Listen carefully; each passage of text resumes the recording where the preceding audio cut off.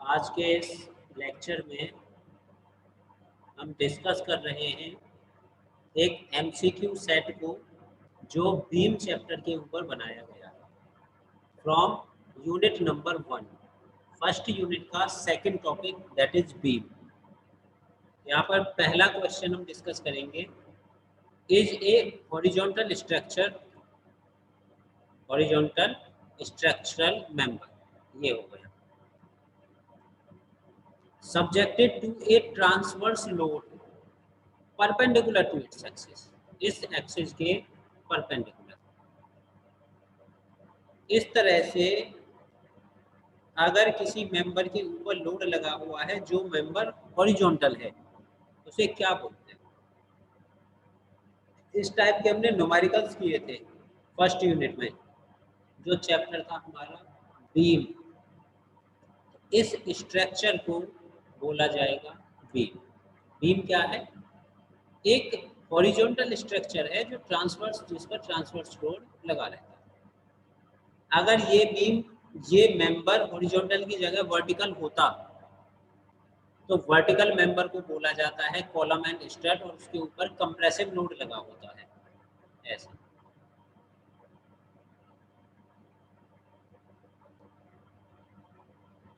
ये हो गया हमारा कॉलम एंड स्टड। और अगर नंबर ऑफ मेंबर्स एक साथ कनेक्ट होते हैं,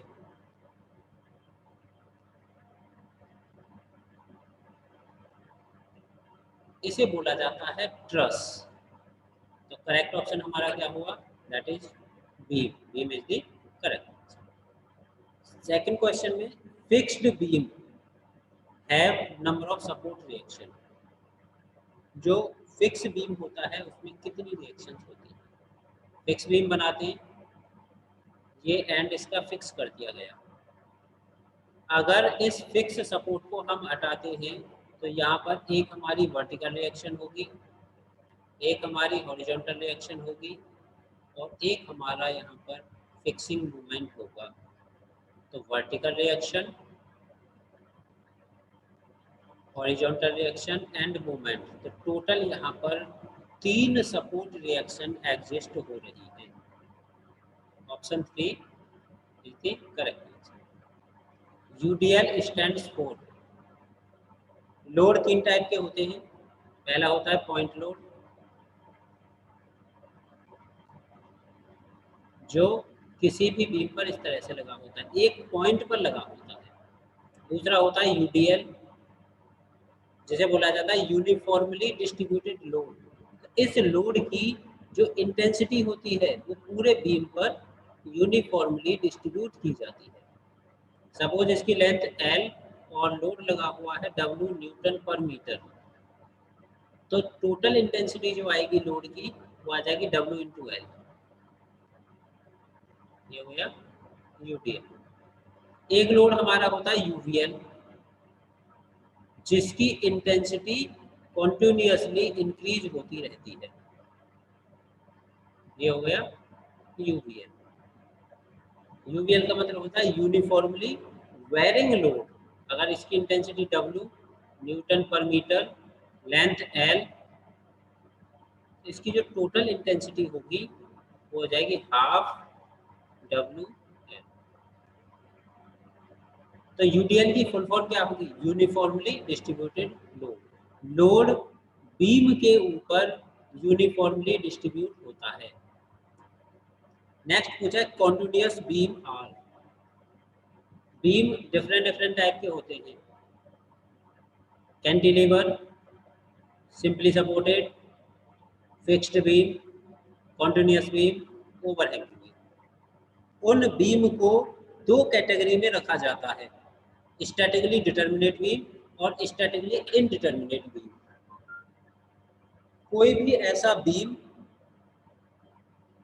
जिसकी सपोर्ट रिएक्शंस को स्टैटिक इक्विलिब्रियम की इक्वेशन से कैलकुलेट कर सकते हैं। Summation F X is equal to 0, summation F Y is equal to 0, summation of movement is equal to 0।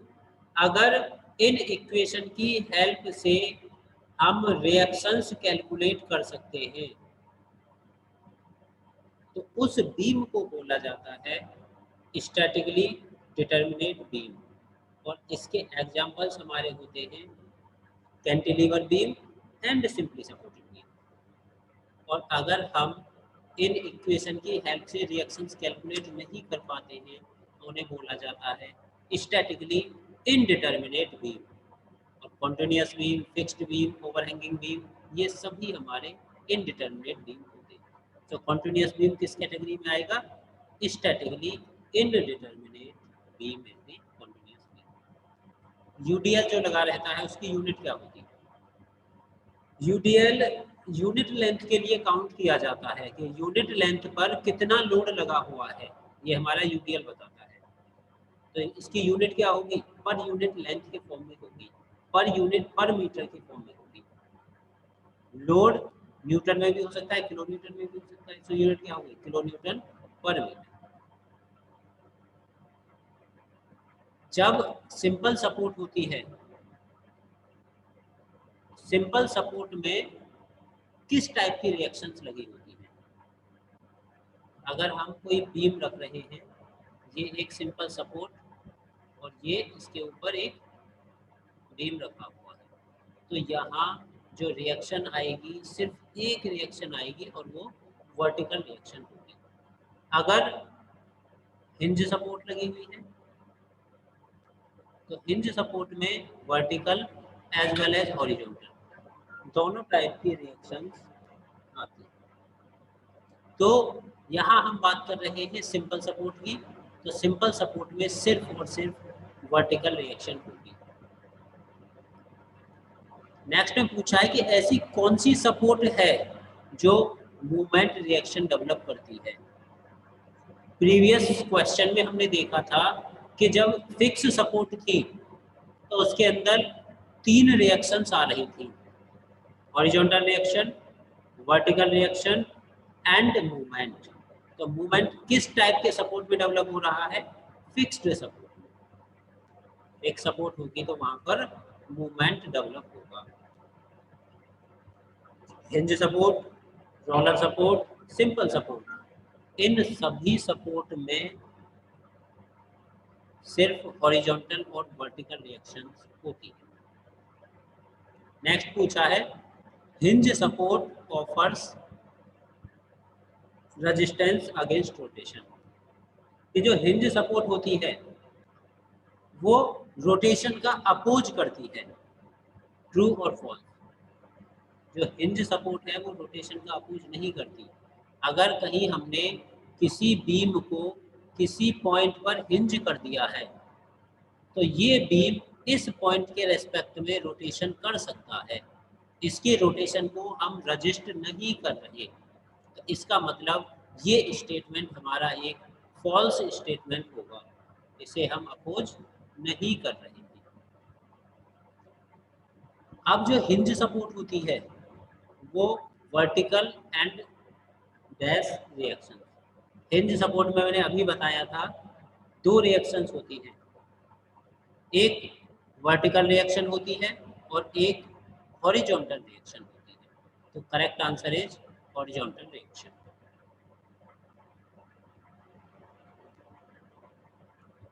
What is the variation in shear force diagram? Shear force diagram का variation क्या होगा? If type of loading in A simply supported beam is UTL, अगर एक simply supported beam के ऊपर UDL लगा हुआ है, इसमें हम अगर शियर फोर्स डायग्राम प्लॉट करते हैं तो इसमें शियर फोर्स का वेरिएशन कैसा होगा? जब हम यूडीएल के लिए शियर फोर्स डायग्राम प्लॉट करते हैं तो वो डायग्राम इस टाइप का आता है। अब मैं यहाँ पर अगर देखूँ शियर फोर्स का वेरिएशन कैसा हो रहा है तो एक लीनियर वेरिएशन यहाँ पर हो रहा है। शियर फोर्स का एक लीनियर वेरिएशन हो रहा है। So correct answer is option B, that is linear variation. अगर मैं यूडीएल पॉइंट लोड की बात करूं,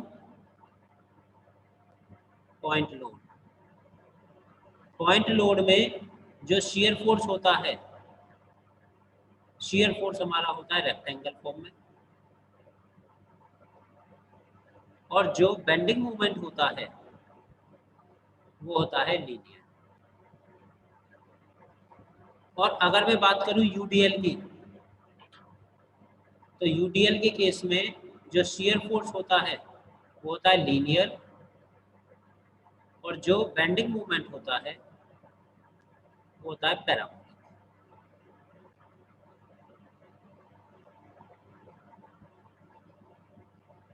तो यहाँ से चारों में से कोई भी क्वेश्चन बन सकता है। यहाँ पर हमें पूछा गया था यूडीएल के लिए शियर फोर्स डायग्राम, तो यूडीएल के लिए जो शियर फोर्स डायग्राम है वो आ रहा है linear. That is option 2 is the correct answer. In SFD vertical lines are, अगर कोई बीम आपको दिया हुआ है और इस बीम का मैं शियर फोर्स डायग्राम बना रहा हूँ, और शियर फोर्स डायग्राम में कहीं भी ऐसी वर्टिकल लाइंस आ रही हैं, ये वर्टिकल लाइंस, तो इसका मतलब ये शो हो रहा है कि इस पर्टिकुलर पॉइंट पर, इस पर्टिकुलर पॉइंट पर, इस पर्टिकुलर पॉइंट पर जो लोड लगा होगा वो एक पॉइंट लोड होगा।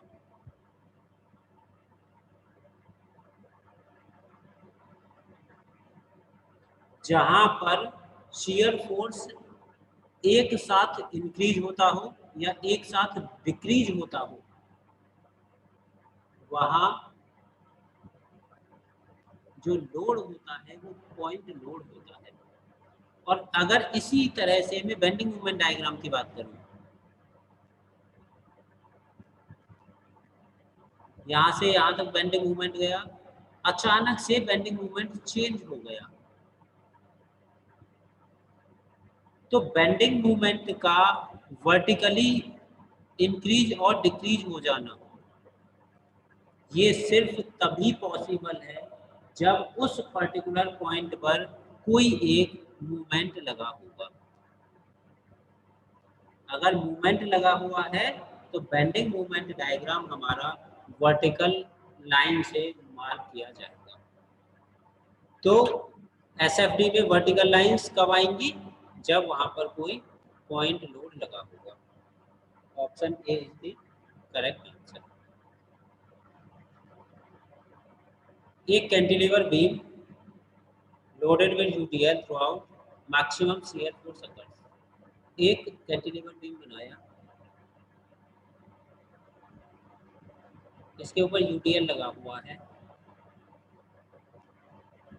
जिसकी इंटेंसिटी W और लेंथ उसकी L। यहाँ पूछा गया है शियर फोर्स, तो अगर मैं यूडीएल के लिए शियर फोर्स की बात करता हूँ वो होता है W इंटू एक्स। अगर मैं यहाँ कोई सेक्शन ले रहा हूँ एक्स, पॉजिटिव नेगेटिव में कंसीडर नहीं कर रहा। अगर इसके फ्री एंड की बात करूँ, free end X is equal to 0, shear force is equal to 0। अगर मैं इसके सेंटर की बात करूँ,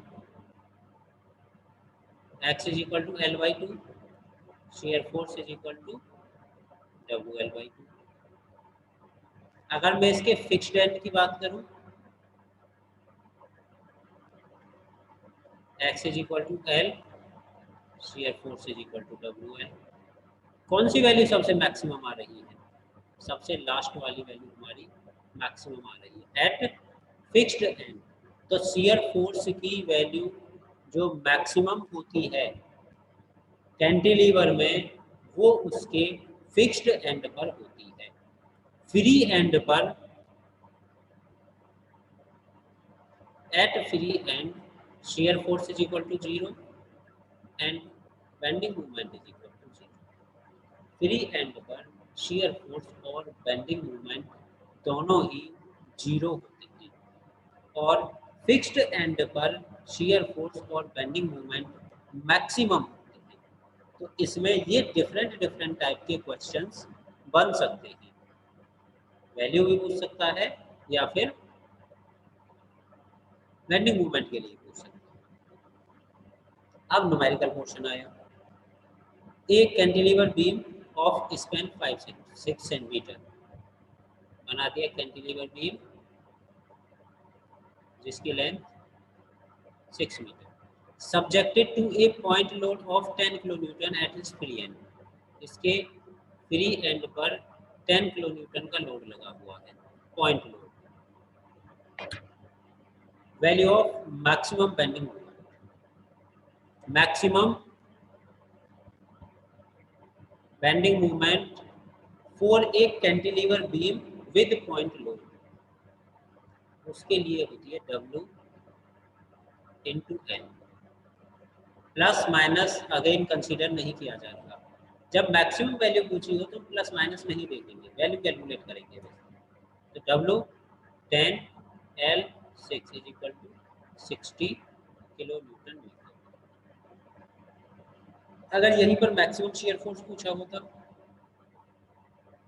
तो मैक्सिमम शियर फोर्स उस लोड के इक्वल होता है, दैट इज 10 किलो। तो बेंडिंग मूवमेंट पूछा है तो करेक्ट आंसर की अगर बात करें हम 60 kilo newton metre is the correct answer. Next में अगर देखें, एक cantilever beam of span 4 metre, length उसकी दी हुई है 4 metre. Again cantilever beam of length 4 metre, a UDL of 5 kilo newton per metre, इसके ऊपर लगा हुआ है लोड यूडीएल, जिसकी value 5 kilo newton per metre. Find the value of maximum bending moment. Again ये फॉर्मूला डायरेक्ट हमें याद होना चाहिए। Maximum bending moment for a cantilever beam with UDL, अगर यूडीएल लगा हुआ है उस यूडीएल के लिए जो मैक्सिमम बेंडिंग मोमेंट आएगा उसका फॉर्मूला क्या होगा। सभी बीम के लिए, जितने भी हमारे पास बीम होते हैं सभी के लिए हमें ये फॉर्मूले डायरेक्टली याद रखने पड़ेंगे, क्योंकि इनके बेस्ड पर डायरेक्ट कोई न्यूमेरिकल आ सकता है। तो मैक्सिमम बेंडिंग मोमेंट की बात कर रहे हैं, बोलता है WL/2, तो 5 into 4/2 is equal to 10 kilo newton metre. Correct answer कौन सा हो गया हमारा? फर्स्ट। यहीं पर अगर मैक्सिमम शियर फोर्स पूछा होता, मैक्सिमम शियर फोर्स उसका फॉर्मूला होता है W इंटू एल, ये हो जाएगा मैक्सिमम शियर। तो 5 into 4 is equal to 20 kilo. दोनों में से कुछ भी पूछा जा सकता है। नेक्स्ट देखिए, a simply supported beam 5 metre, एक सिंपली सपोर्टेड बीम है जिसकी length 5 metre, subjected to a point load of 8 kilo newton at mid span, mid point पर 8 किलो न्यूटन का एक लोड लगा हुआ है। सिंपली सपोर्टेड है तो यहाँ पर सपोर्ट्स होगी। मैक्सिमम बेंडिंग मूवमेंट की वैल्यू क्या होगी? फिर से वही फॉर्मूला आपको याद रखना होगा। Maximum bending movement for a cantilever simply supported beam having point load at mid span is given by WL/4. So W 8 into 5 upon 4 is equal to 10 kilo newton metre. ऐसा भी अगर यहाँ पर shear force पूछा होता, find the value of maximum shear force, तो shear force की बात करें, maximum shear force होता है W/2, 8/2 is equal to 4 kilo newton. तो कुछ भी पूछा जा सकता है दोनों में से, तो यहाँ पर आंसर क्या हो जाएगा हमारा 10 kilo newton metre, that is option C is the correct answer. Next, simply supported beam 4 metre length, एक सिंपली सपोर्टेड बीम जिसकी लेंथ गिवन है 4 metre, subjected to a UDL of 5 kilometre, उसके ऊपर जो UDL लगा हुआ है वो 5 किलो न्यूटन पर मीटर का लगा हुआ है। Find the value of maximum bending moment. अगर एक simply supported beam with UDL है तो मैक्सिमम बेंडिंग मोमेंट का जो फॉर्मूला आता है वो होता है WL²/8। तो WL²/8 is equal to 10 kilo newton metre. और यहीं पर शियर फोर्स पूछा जाता है, मैक्सिमम शियर फोर्स। तो शियर फोर्स का फॉर्मूला होता है WL/2, 5 × 4/2 is equal to 10 kilo newton. तो यहाँ पर पूछा गया था हमें bending moment, so correct answer is 10 kilo newton metre is the correct answer. Sagging effect. Sagging effect इस टाइप का होता है कि बीम को ऐसे लोड लगा, इस तरह से बेंडिंग हो रही हो कि जो अपर फेज है वो कंप्रेशन में हो और लोअर फेज टेंशन में हो, तो उसे बोला जाता है सैगिंग। और ये जो सैगिंग होता है ये हमें पॉजिटिव बेंडिंग मोमेंट देता है, it is gived a positive bending moment. Hogging effect. Hogging effect ये होता है अगर ये बीम, इस बीम के ऊपर ये फोर्सेस लगे हुए हैं ऐसे, जो इस तरह की शेप देते हैं, यानी कि इसमें अपर फेस कंप्रेशन टेंशन में होता है और लोअर फेस कंप्रेशन में होता है, उसे बोला जाता है हॉगिंग इफेक्ट। और ये हॉगिंग इफेक्ट हमें नेगेटिव बेंडिंग मोमेंट देता है। अगर याद करने के हिसाब से हम देखें, जहाँ इस तरह की शेप आ रही है ऐसे सैगिंग, जहाँ उल्टा यू आ रहा है, सीधा यू आ रहा है सैगिंग, उल्टा यू आ रहा है हॉगिंग। और जब सीधा यू आ रहा है इसका मतलब हम इसके अंदर कुछ स्टोर कर सकते हैं, कोई पॉजिटिव वैल्यू ये हो सकती है, इसके अंदर कुछ आ सकता है, बट यहाँ इसके ऊपर कुछ नहीं आ सकता, वो स्लिप हो जाएगा, तो वो नेगेटिव है। Next question, the maximum movement in simply supported beam of span 3 metre. एक सिंपली सपोर्टेड बीम जिसकी length 3 metre, intensity of UVL is 900 newton, 9000 newton की इंटेंसिटी का एक लोड लगा हुआ है,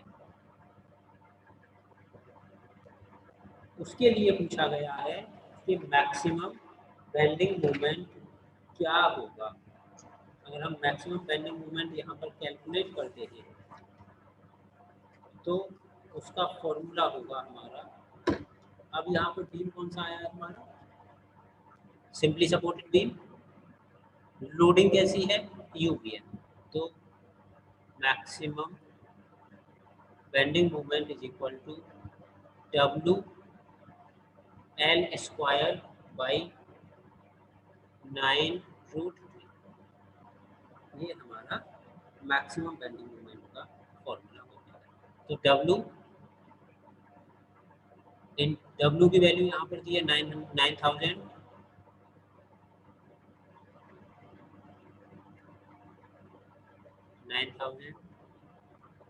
L² 3 का स्क्वायर अपॉन 9√3।